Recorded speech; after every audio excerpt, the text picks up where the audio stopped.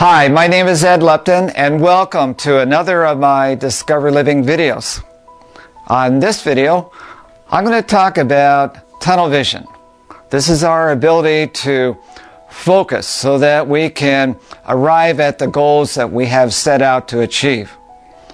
And you notice on my other videos, I seem to have this fixation with our brain. And I really feel that our brain is the focal point of everything we do. As we go is a result of as our brain goes. And that my purpose is trying to reduce life down into its most simplistic form. I'm no neurologist. I know what I read and what I experience. And so I just try to pass on some bits of information so that you'll have a little bit more of a chance of arriving at a more fulfilling way of life. I read where our brain processes around 400 billion pieces of data every second.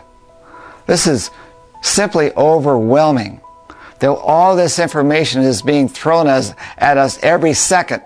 And our frontal lobe is the part of our brain that processes and makes us aware only a fraction of what is being given to us. And I firmly believe as our brain improves, our capacity to absorb information so that our awareness grows, that our life is going to get a lot better as well. I think it's a process of cause and effect. It just doesn't happen, but by focusing and teaching ourselves how to focus, we're going to improve our way of life. We actually learn by putting conscious awareness of the information that we choose to focus on. So when you can put focusing on information along with some feelings and some intentions, then we're going to have a greater grasp of what we're trying to achieve. And if we put some passion with that as well, then we really have something to really ignite our personality and make changes in our life.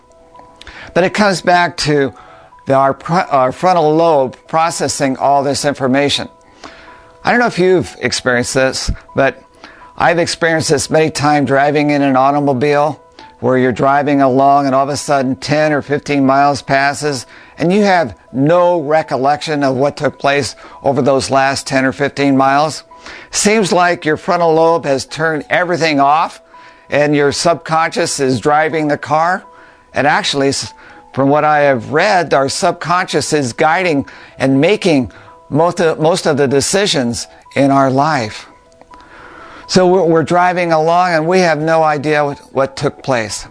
And actually, many of us are doing the same thing during the day. We're walking around in this dreamlike state, being pushed and pulled in many directions by many different forces in society.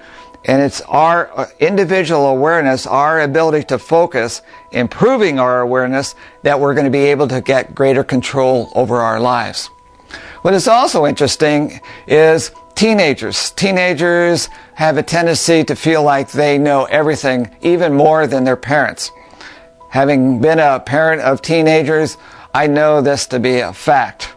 And what has happened is that the frontal lobe of a teenager is not fully developed.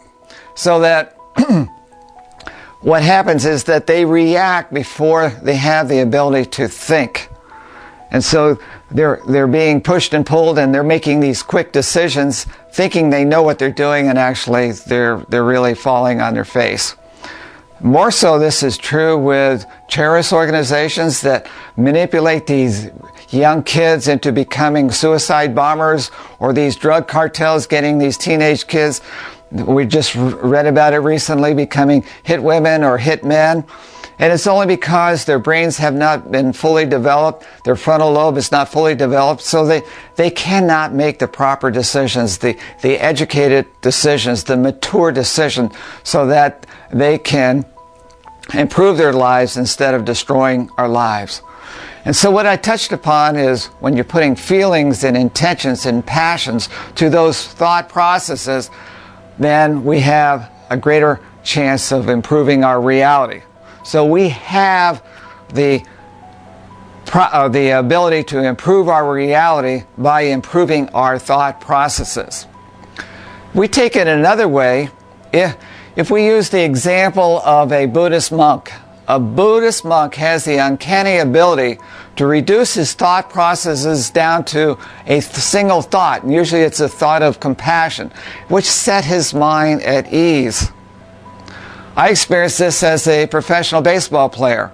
I remember the first time at bat, I was totally focused on my first time at bat, and the pitcher threw the baseball maybe 85, 90 miles an hour, and everything slowed down into slow motion. I had a lot of time to react and hit the ball. I hit a double, and it was easy. I found myself standing on second base and thought, wow, this is easy.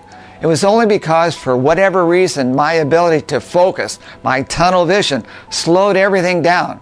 I had another experience where the pitcher threw at my head, and I saw it the whole way in slow motion. And the umpire said, "Hey, are your eyes okay?" And I said, "Yeah, I saw it the whole way." I was a pitcher. I was a professional baseball pitcher, and I was throwing batting practice to the San Diego Padres. And Dave Winfield was the San Diego Padre. At that time, he went on to play with the New York Yankees. And I threw a strike to him, and he had a line drive back at me. And I actually reacted incorrectly. All I had to do was lean to the right behind the netting, and the ball would have whizzed by, and my face would have been protected. But the ball again came back at me in slow motion, so I just leaned my head back, and the ball went right over my nose. It was unbelievable. I could have killed myself in doing it that way. But for whatever reason, I had the ability to react because everything was in slow motion. You've seen fighters, professional fighters, say the same things. Skiers, football players, professional athletes, they have experienced this, but it doesn't happen every time. It's only when you have this ability, this tunnel vision to focus.